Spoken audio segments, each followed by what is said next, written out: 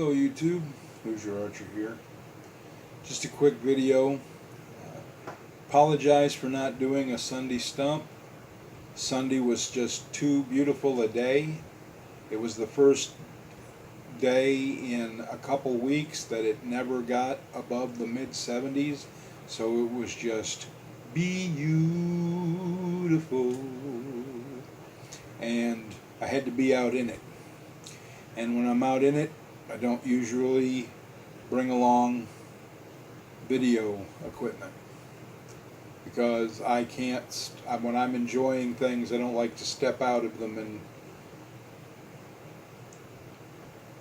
I got that way with cameras. I know I have lots of friends that the biggest reason to go out in the woods was to take pictures, and to me it was to be in the woods. So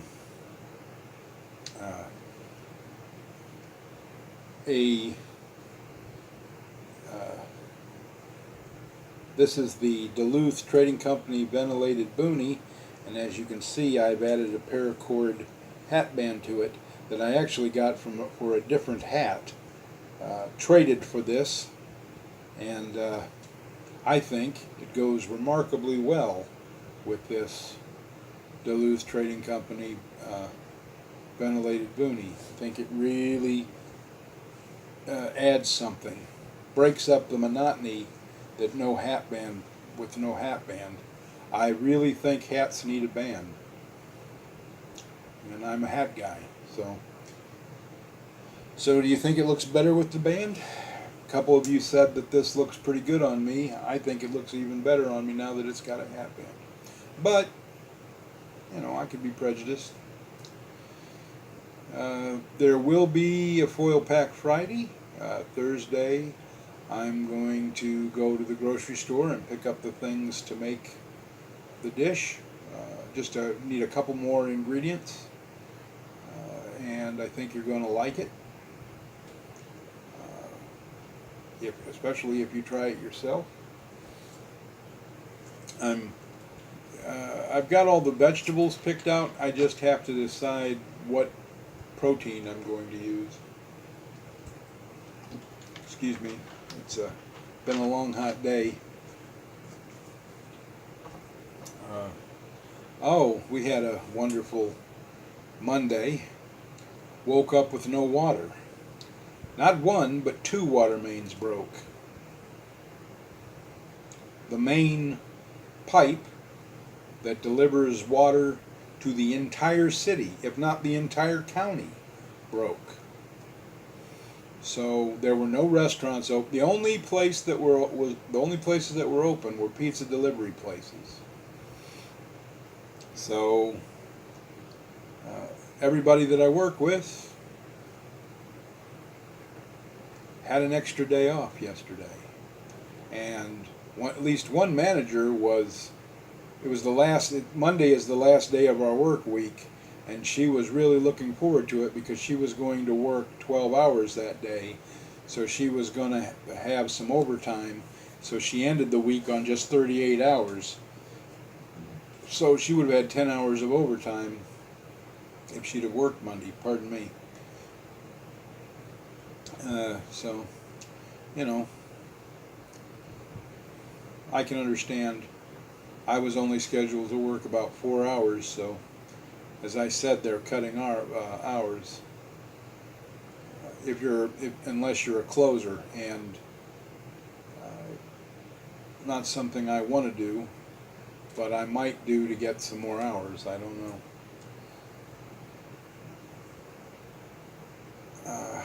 Part of what I did Sunday was go online and look for another job.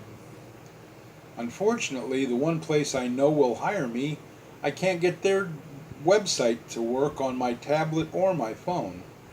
And I have no idea why.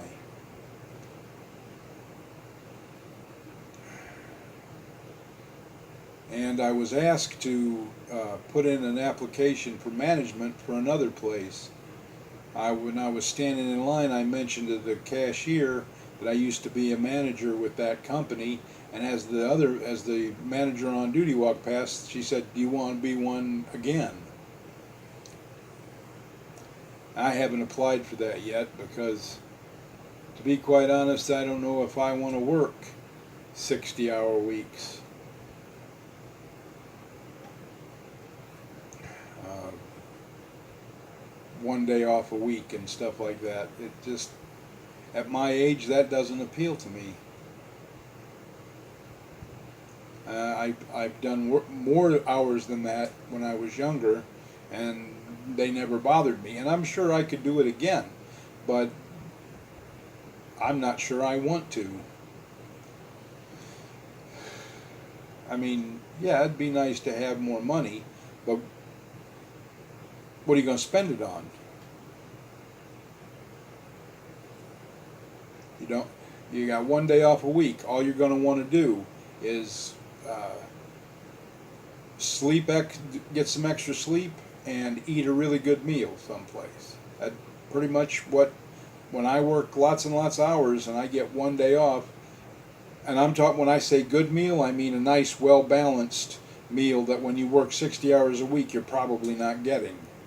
You know, lots of vegetables and some good tasting food that you don't tend to get if you're not brown bagging it and you're not good at, you know, making those kind of lunches, which I am, by the way. When I worked for Home Depot, a few times, while I worked there, I'd show up there. People would come into the break room, and there'd be a huge crock pot, and there'd be chili or bean soup or chicken and dumplings, and they said, "Who made this?" And they'd say, "Curtis," and the line would form. They only had to eat one thing of mine to know that anything that was in that crock pot that was made by me was going to be good. And I was the only one that ever did that had people go back for seconds.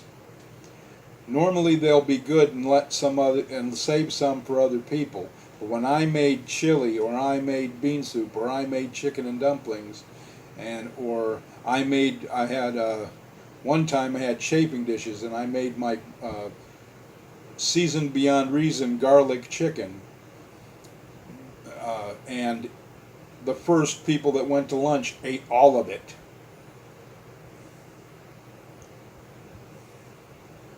Filled their plates up with the chicken and dumplings and the garlic chicken. They all took one piece, tried it, went, "Oh my God," and went back and filled their plates up. Maybe I'll do that recipe for you. It's a little bit on the complicated side, but it is so worth it. Who subscribes to me is also a garlic lover. If I put it in the comment section. Yes, I love garlic, or I can deal with garlic. Put it in the comment box. If I get enough, I'll in the near future I'll do. I believe I have a big thing of chicken in the freezer that I could make it with, and I have the garlic. I'll describe part of what you have to do that makes it complicated. You have to bake some chicken any way you want. And you have to collect all the chicken fat that gathers in your baking pan. And you have to save it. And then you put it in your roasting pan, and you put it in the oven and let it liquefy. And you actually pretty much bread your chicken thighs, or chicken breasts, or chicken legs, or whatever part of the chicken you want to use. You basically bread it with garlic, minced garlic, and then you nestle it down in the fat, and you cook it at a low, like 250 degrees in chicken fat. And it's sort of reminiscent of the way you cook duck confit, where you cook duck legs in duck, totally immersed in duck fat. Well, you cook this garlic chicken totally immersed in chicken fat at a fairly low temperature, hot enough to cook it all the way through, hot, but low enough that it simmers rather than fries. And it's just melt in your mouth tender and just unctuous in a good way, and garlic to the nines. There's more to it than what I just described in the recipe, but that's the basics of it. And but that's a fairly complicated cooking method. So if if you'd like to see the whole recipe, and then I'll be happy to show that to you. That is an original recipe. I've never seen anybody make chicken like that.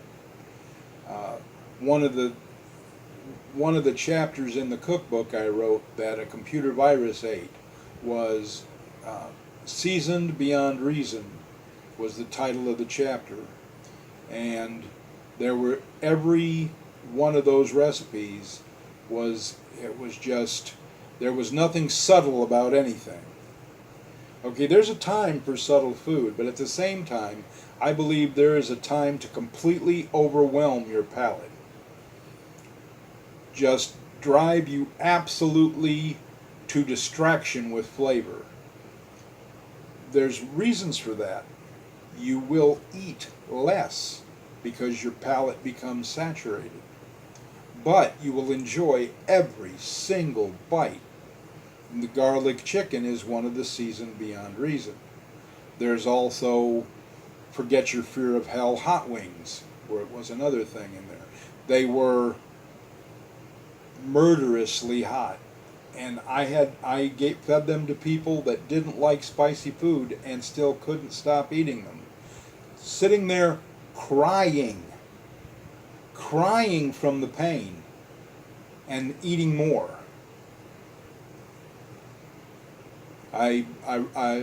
They were originally called Forget Your Fear of Hell hot wings because they were that hot, but then I changed them on the insistence of that group of people that tried them to Insidious wings, because they don't actually burn you on the first couple of bites, but it's an accumulating heat. But there's a taste hook I put in the sauce that you just can't stop eating it.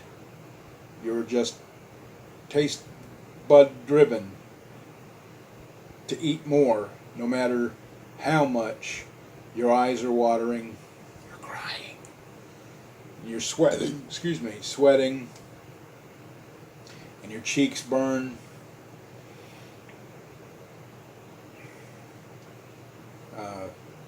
People, okay, that was a bow hunter's banquet that I catered. And there were people there that did not like spicy food, who could not stop eating them. And there were people who loved spicy food, who could not stop eating them. But I made so much, there was some left over, and everybody wanted some to take home. And one guy wanted to take them home to eat for breakfast the next morning.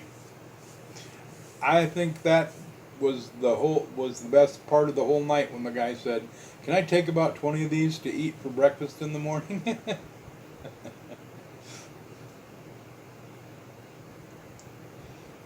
I might maybe. No, I got to keep that sauce secret. That's got to be mine, because I might actually still one day open my own restaurant. I don't think I will, but I could, and if I do, I want to keep some of my recipes to myself. Yeah, that was in the cookbook, but it wasn't absolutely positively the same recipe that I make. It was half a bubble off of mine. Yes, it would be absolutely delicious. Yes, it would be punishingly hot. And yes, it would be Insidious hot wings. but it wouldn't have everything that mine had. A lot of cookbook people do that, by the way.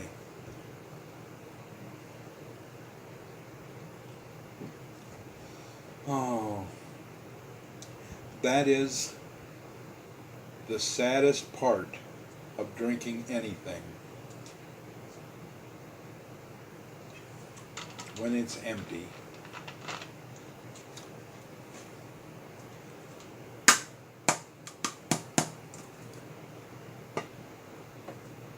If that was alcohol, they'd say dead soldier. Well, that's going to do it for this video. Once again, I'm sorry I didn't make a Sunday stump. This was sort of a replacement for it. I look forward to sharing some recipes with you, and I look forward to doing my Foil Pack Friday. Unfortunately, I will not be able to do a Cast Iron Wednesday tomorrow. Too much going on. I might be able to do something on Saturday and then post it on next Wednesday, but I don't know. I can't say. There could be other things going on Saturday, and they might be videos involved with what's going on Saturday. There's a possibility that my first outdoor video will happen Saturday. Very slim one, but it's possible. Anyway, God bless. Happy trails, and watch your top knot.